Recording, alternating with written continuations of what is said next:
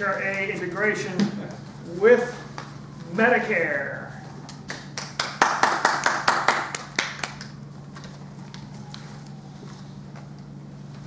So good evening, everyone. Today I'm going to talk about individual coverage HRA integration with Medicare.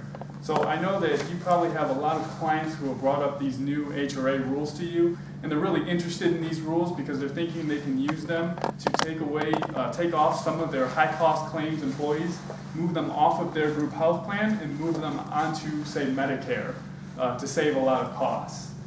Well, you might be able to do this with this type of arrangement, but there are a lot of rules that you're going to need to comply with before you can do this. And I'm going to talk about those rules during this presentation. So first, it might be helpful to understand what a HRA is before I go into these rules. An HRA is a health reimbursement arrangement. So essentially, it's an account-based plan that an employer funds only. You don't put any funds into this, only your employer. And then those funds can be used to pay for medical expenses as well as health insurance premiums. So now I'll talk about what the new final rules on HRAs are. So they were issued in June of 2019 by the Department of Treasury, the Department of Labor, and the Department of Health and Human Services. And they were issued to basically expand how HRAs can be used. And they were used to expand HRAs in two different ways. The first is they removed the prohibition against integrating an HRA with individual coverage. And the second way is that they recognize certain HRAs as limited accepted benefits. So essentially, these final rules create two new types of HRAs. They create an individual coverage HRA, and they create a limited accepted benefit HRA. But for the purposes of this for this presentation, I'm just going to focus on the individual coverage HRA rules, and we're going to leave out the limited accepted benefits for now.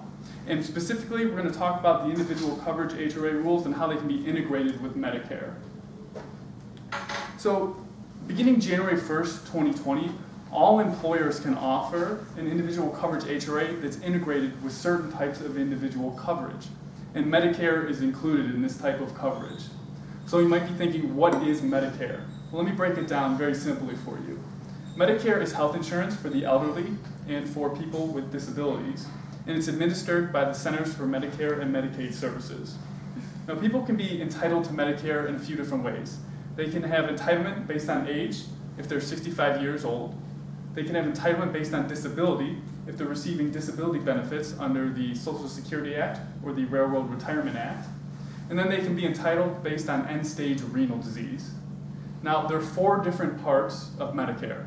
The first part is Medicare Part A, and that's coverage for your inpatient hospital services. Now, a person can be automatically enrolled in Medicare Part A if they are receiving benefits under the Social Security Act or the Railroad Retirement Act. Next, we have Medicare Part B, which is coverage for your outpatient services. A person will be automatically enrolled in Medicare Part B if they're enrolled in Medicare Part A and they don't decline enrollment in Medicare Part B. Then we have Medicare Part C, which you may know as Medicare Advantage. Medicare Part C is Medicare Part A and Medicare Part B combined, and it's offered by private health insurers. And a person can enroll in Medicare Advantage or Medicare Part C if they are entitled to Medicare Part A and Medicare Part B. And then finally, we have Medicare Part D, which is your prescription drug coverage. And you can enroll in Medicare Part D if you're entitled to Medicare Part A and Medicare Part B.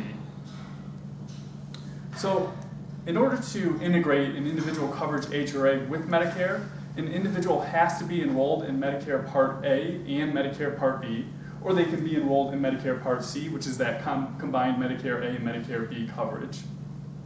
If you're enrolled in that type of Medicare, you can have an HRA that reimburses medical expenses, which include healthcare premiums for Medicare Part A, B, C, D, as well as Medigap policies, and also other Section 213D medical care expenses. Now, that number might not make a lot of sense. What is Section 213D? That just means generally it's medical expenses that are incurred for the treatment, cure, or diagnosis of disease.